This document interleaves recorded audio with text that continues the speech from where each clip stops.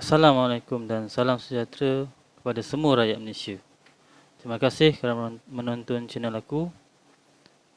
Channel aku ni adalah untuk menerangkan tentang had-had dan garisan-garisan anjakan bangunan yang korang boleh buat sesuai atau untuk membuat rumah baru. Hari ini aku tertarik dengan ada orang yang bertanya soalan dekat aku punya page berkenaan dengan unjuran bumbung. Dia ada check aku punya posting pada April 2014 yang mengatakan pengecualian hanya dibenarkan untuk binaan unjuran bumbung iaitu overhang roof if sahaja, iaitu tidak boleh melebihi daripada 2,5 kaki iaitu 762 mm dari garisan anjakan bangunan. Tetapi bila dia check dekat aku punya video YouTube tentang garisan anjakan belakang, kenapa tidak dibenarkan unjuran bumbung tu terkeluar daripada sebadan? Okey, aku faham apa soalan dia dan di sini aku ingin menerangkan pada basicnya ialah garisan gunjungan bumbung tu hanya untuk bahagian hadapan dengan tepi. Dia kalau dekat MBSA rasanya dia tidak termaktub dengan undang-undang tu, pasal polisi majlis di MBSA tidak membenarkan sebarang unjuran di bahagian belakang.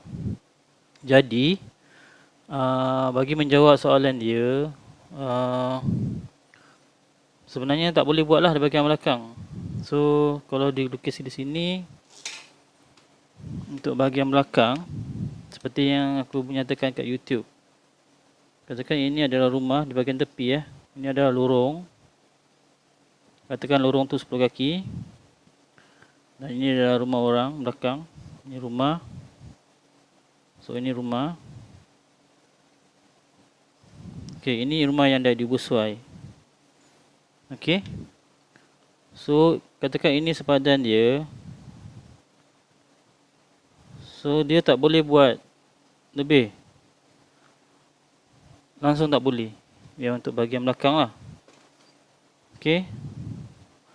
Malah kalau kita perasan untuk RC hood bumbung, RC hood tingkap pun tidak dibenarkan terkeluar daripada garisan sepadan belakang ni. So kalau korang buat yang macam lagi 2 kaki yang terkeluar untuk menghalang daripada hujan tu pun tak dibenarkan. Benda ni boleh efek korang punya CCC kalau korang apply lah. So dia tak sama dalam kelulusan nanti. Macam contoh bila korang submit untuk dapat kelulusan, korang tidak dibenarkan untuk buat sebarang unjuran. Tapi bila korang buat, bila korang nak apply CCC, so korang buat juga terkeluar dan buat juga unjuran bumbung tu terkeluar. Unjuran tingkap tu terkeluar. So dia bila arkitek datang untuk mengambil gambar, dia tak sama lah. So benda ni boleh kacau korang punya CCC. So aku punya advice ialah bila korang buat bahagian belakang ni, korang hanya boleh buat groove line aja. Groove line ialah kalau korang tengok kat rumah-rumah, di bahagian belakang tu dia ada garisan-garisan. So ini kan sekejap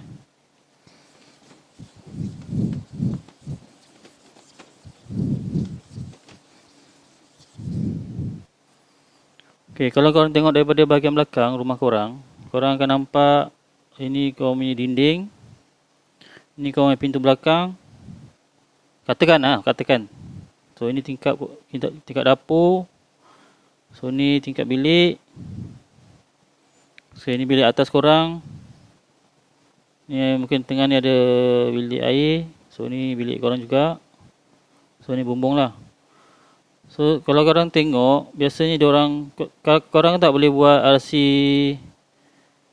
hood tu kan untuk bumbung ni. Korang tak boleh keluar. So biasanya diorang akan buat groove line lah. Sebelum tingkap tu dia ada satu garisan. Okey. Garisan ni kalau korang tengok dari tepi, dari detail lah. Ni dinding korang, dia ada satu lekuk. Supaya bila hujan, air tak terus ke tingkap korang ni. dekat tingkap. So bila air hujan dia akan mengalir ke dalam ni dulu, baru dia mengalir. So dia perlahan-perlahan lah. Kalau berapa banyak korang buat groove line, lagi banyak air tu akan dihalang untuk laju turun ke dinding korang. Okey. Menjawab pada soalan yang tadi tu, yang pasal unjuran bumbung.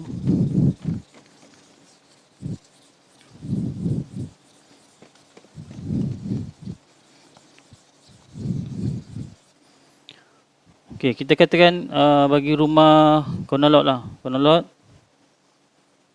So ini rumah corner lot. Ni pintu masuk. So ini bangunan. So korang buat tambahan. Katakan tambahan di sinilah 10 kaki untuk tiang kan. So korang akan buat bumbung. Pada tingkat 1, korang akan buat bumbung.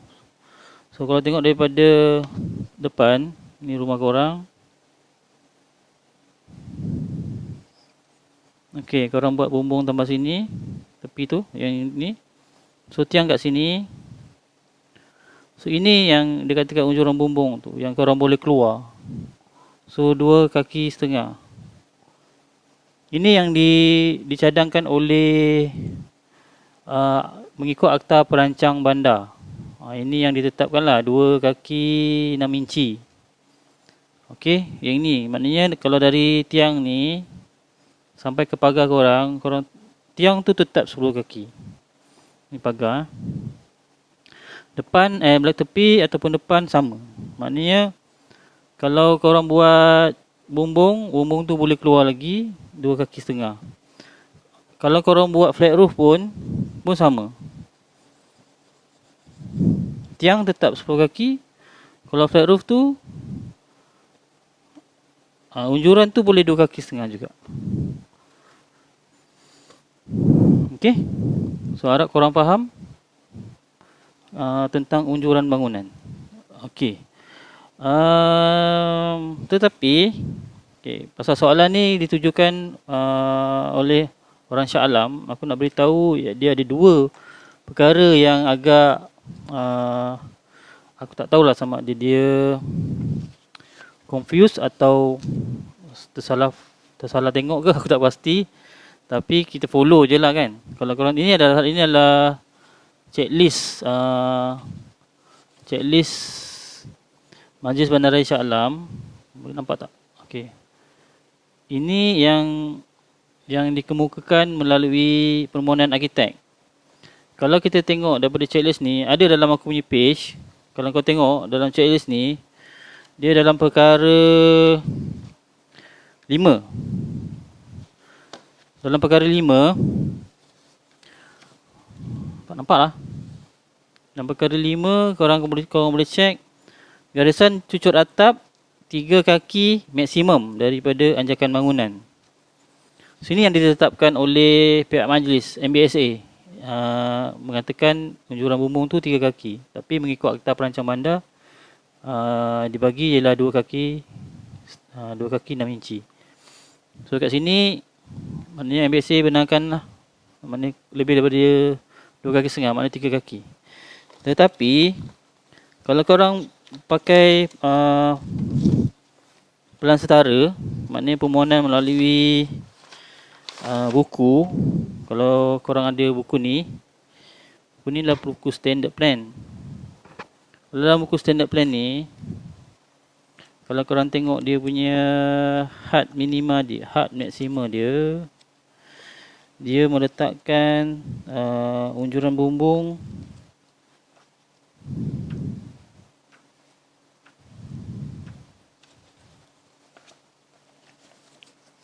kalau aku boleh buat, nanti aku buat lah dia punya ni. Kalau korang tengok di buku ni, unjuran bumbung dia ialah daripada pagar ke hujung unjuran bumbung ialah 6 kaki. 6 kaki bermakna daripada pagar ke tiang 10 kaki. Tapi daripada pagar ke hujung bumbung 6 kaki. Bermakna unjuran bumbung tu daripada tiang ke unjuran bumbung tu ialah 4 kaki. So dalam buku 4 kaki, dalam plan arkitek maksimum 3 kaki. So tapi mungkin borang lama, tapi bila buat permohonan pun kalau kita buatkan sampai 6 kaki pun boleh lulus, tak ada masalah. Mungkin ada kesilapan teknikal, kita tak tahulah. Tapi bagi menjawab soalan tadi, rasanya dah jawab. Untuk bahagian belakang memang tak ada unjuran bumbung, memang tidak dibenarkan. Kalau tanya aku pasal kenapa, mungkin ni polisi majlis. Pasal dulu mungkin setback tu 10 kaki belakang. So mungkin maintenance indah water ataupun dulu panggil apa, JPP kan. Mungkin dulu-dulu diorang lalu backlane tu untuk membuat maintenance. So takut mengganggu laluan lori ataupun petugas-petugas ataupun apa-apa barang yang diorang buat. Takut mengganggu unjuran-unjuran tu. So unjuran tu boleh rosak nanti, masalah. So memang tak dibenarkan. Atau pula malah kalau di bahagian belakang bahagian belakang tu, ini ada soalan baru yang banyak orang tanya.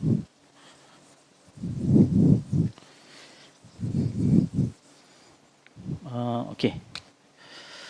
Yalah, ini bahagian belakang. Okey, kita tak boleh keluar bumbung tu kan. So tak boleh keluar. Kau kena ikhtiarkan lah macam mana cara dia. Biasanya orang akan buat RC gutter dalam tu. Kemudian ni dalam tepi ni ada tingkap dia. So dia nak buat awning. Awning kan, yang terkeluar tu. Ini tingkat satu, ini tingkat bawah. Dia nak buat awning untuk menghalang daripada air hujan masuk ke di tingkap dia. So ini pun sebenarnya tidak dibenarkan. Salah lah. Ni berlorong 10 kaki. So awning ni pun tidak dibenarkan. Dan kalau mohon apa-apa pun permit ke apa, memang tidak boleh diluluskan. Okey, itu je. Aku harap korang faham apa yang aku explain. Kalau ada apa-apa soalan, korang boleh tanya balik dekat komen. So support aku guys. Banyak lagi benda yang aku nak sembang, nak beritahu korang supaya korang tak kena tipu dan boleh merugikan duit korang. Okey, sekian, terima kasih.